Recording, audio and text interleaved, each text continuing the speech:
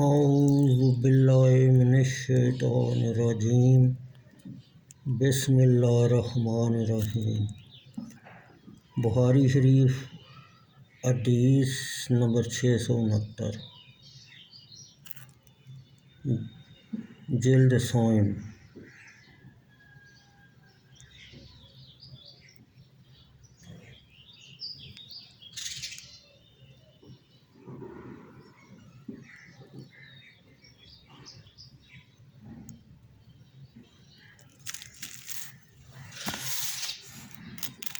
امام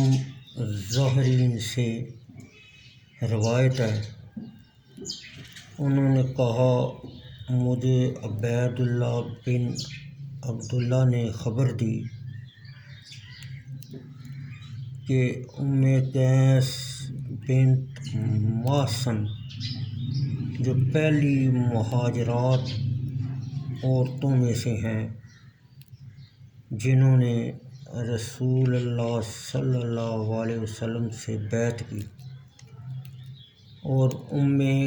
قیس عکاشہ بنت محصن کی ہمشیرہ ہیں، نے ان کو خبر دی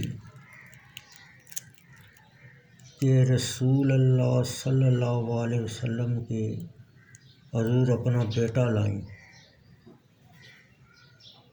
حالانکہ عذرا بیماری کی وجہ سے اس کا تالو دبایا گیا تھا۔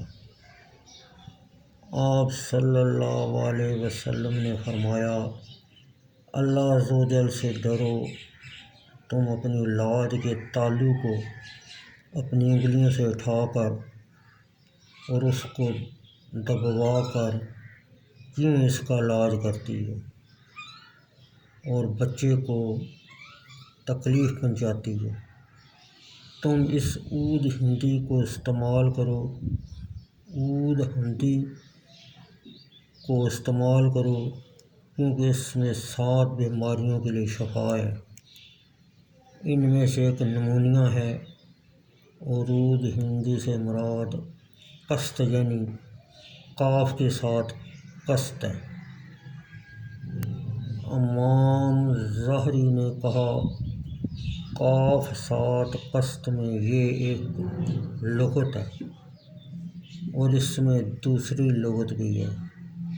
یعنی قصد، اور قصد دال اور تا مہملہ کے ساتھ